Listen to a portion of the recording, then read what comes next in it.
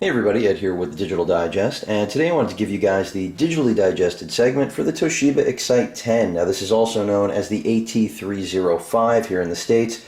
This is a 16 gigabyte Wi-Fi only Android tablet running Ice Cream Sandwich. Also has a whole host of ports that I'll be getting to in a moment, which live true to the at least Excite branding, because after all, this is the successor to the Toshiba Thrive, which we all know pretty much attempted to replace a personal computer in a tablet form by giving you just about every option you need.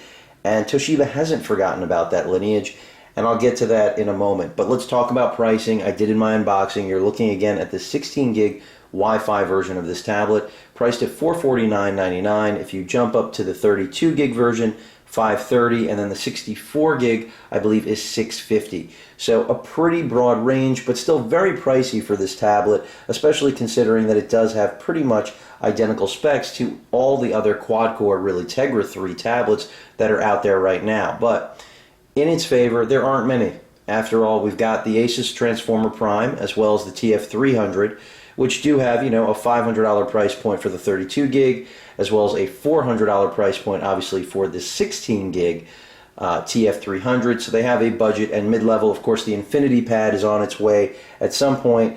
And then you've got Acer's 510, the Iconia 510, which also, gives you a good value, with a Tegra 3 on board. But in steps Toshiba with really what I perceive, and now from experience can tell you guys, to be a very well-made tablet. The entire construction really solid. The Gorilla Glass, certainly a nice touch. The screen, even though it is a traditional, TFT LCD LED backlit screen, 1280 by 800, so 720p native, I can tell you guys right now, it actually outperforms the Transformer Prime screen. And that just really impressed me, because this is not an IPS display. It is a traditional TFT LCD, but despite that, I don't know if it's just a matter of the color reproduction or the color temperature. It's got more of a cool temperature, whereas the Prime's a little warmer.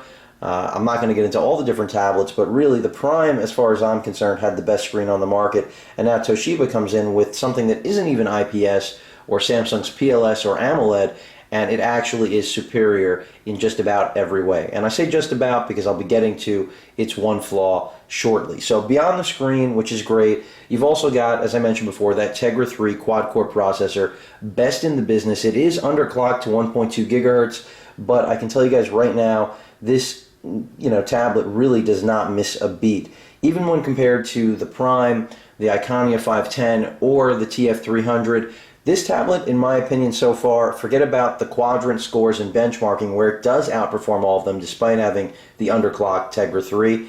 It actually outperforms them just in day-to-day use. There are areas, however, though, where the Excite falls short, like battery life. You're only looking here at around 7 to 8 hours of battery life. Clearly, with a Transformer tablet, you're going to be upwards of 10 hours. I only charge my Transformer once or twice a week. So this tablet will get you through the day if you're a heavy user. If you're a light user, a couple of days. But clearly not going to give you the battery life. Part of the reason is it's such a thin tablet. Not to say that the Prime isn't also very thin. They're about the same thickness. But as far as Toshiba is concerned, especially when comparing this, I won't compare it to the LE, because the LE, dual core, not of interest. But last gen, the Thrive, really no comparison in the design, approach, or the actual final product itself, other than the fact that it does have a whole host of ports, as I mentioned before. So I've discussed the screen quality, I've discussed the actual processor. You've got a gig of RAM, industry standard, GPS, Bluetooth, and of course Wi-Fi, with most importantly great N capability. So areas where the Prime may have suffered from quality control regarding Wi-Fi because of the actual build, or GPS, more importantly, which on many units wasn't functional at all, which is why Asus did provide a GPS dongle. You now have a tablet here which not only has that great Tegra 3 processor, a great screen, but all of those things I just mentioned work perfectly. Wi-Fi, signal strength, locked on all the time, very good across the range of my entire home network. As well as any hotspots I've pretty much used. GPS locks just as well as my original Zoom. Don't laugh, the Zoom really did have one of the better GPS chipsets out there, and the fact that this tablet is able to lock just about anywhere indoors without internet help, of course, really shows you what a great GPS chipset is under the hood. As far as other features, Bluetooth I've used, no problems, wireless keyboard, headset, everything works fine. So really the aim here still to replace a computing device is certainly feasible. Let me go ahead and take you guys online, show you what browsing is like. Stock keyboard, by the way, this version of ICS, very stock.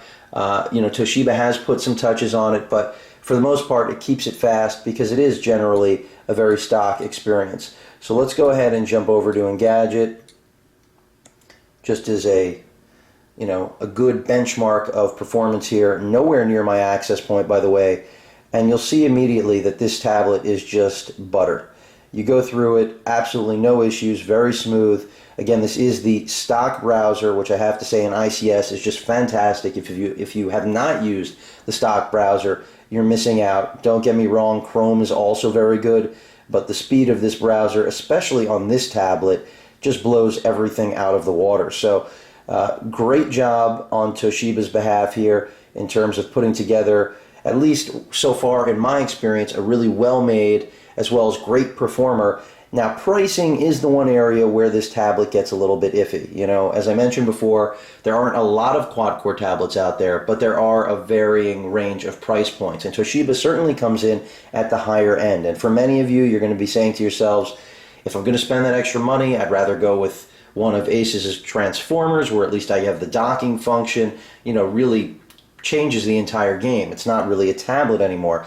And for those of you out there, I agree. If you're looking for the transformer element, you really can't look at this tablet because, after all, Asus is the only company that actually delivers completely on that promise.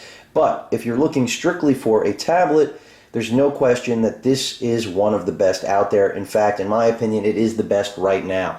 How long that will actually last is a matter of time, because once the Infinity Pad launches, as well as the Nexus 7-inch very affordable developer's tablet that's going to be launching soon. I call it developer's tablet because I don't know what the broad appeal still is really for 7-inch tablets, even though I personally think they're great. The point is that this is one of the best consumer-oriented tablets that I've seen to date from any manufacturer. So I give Toshiba a lot of credit. Beyond the actual specs that I've already gone through with you guys, let me tell you about the actual ports, which are what really make this device unique. So I'm going to go ahead and pick it up now and just start at the bottom. Of course, your charging port, not in love with that giant, I believe it's a 30-pin connector, and it looks like something out of the 80s, but the fact is it works. It is proprietary, but that's expected from all manufacturers these days, and it just, it does its job. Pretty slow charging times. I mentioned before, battery life is not phenomenal, but considering the profile of this device, I'm not disappointed, and most people won't be unless they're really accustomed to battery life associated with using something like a transformer. So on the left side of the device, you've got the volume rocker. Over the course of my use with it, not in love with the placement of these buttons. Kind of wonder why some of them couldn't have been relocated to the top of the tablet. That would have been far less a problem in terms of mispresses and all of a sudden changing volume on a video on YouTube or something to that effect. No problem with the orientation lock button. Power button, not really so much of an issue either, but still don't understand why these couldn't have been placed at the top of the tablet. If I go ahead and flip over to the right side of the tablet, this is where Toshiba really lives up to, what we expect from that Thrive lineage. And that's because, forget about the fact that you've got that, microphone and head jack port. That's standard feature, standard fare. But we've now got an HDMI out, not a standard size, but still HDMI out, as well as a USB host port. Granted, it is a micro USB port, which means you will have to use a dongle in order to connect it to things like hard drives, etc., but still not a big deal. And then most importantly, in my opinion, you've got that full SD card slot. So really giving you the ability to plug and play with pretty much any device you want. In my case, high-end digital cameras like the NEX7. This is one of those great tablets where it's the first actually where I can pop out that card, that 64 gig SD card, and play back all of my 1080p content, review all of my photos. Something I can do with the Prime, but requires the dock because there is no standard SD card slot obviously on the Prime or any other Tegra 3 based tablet right now. You've got a lot of micro SD, but not full SD support. So really like that. Give Toshiba a tremendous amount of credit. After all, that's where the action is in terms of actual storage capacity, in my opinion. Micro SD, really more of a phone-based technology, or at least that's where it belongs. Microphone up there at the top, and as I mentioned before, the top is pretty much barren.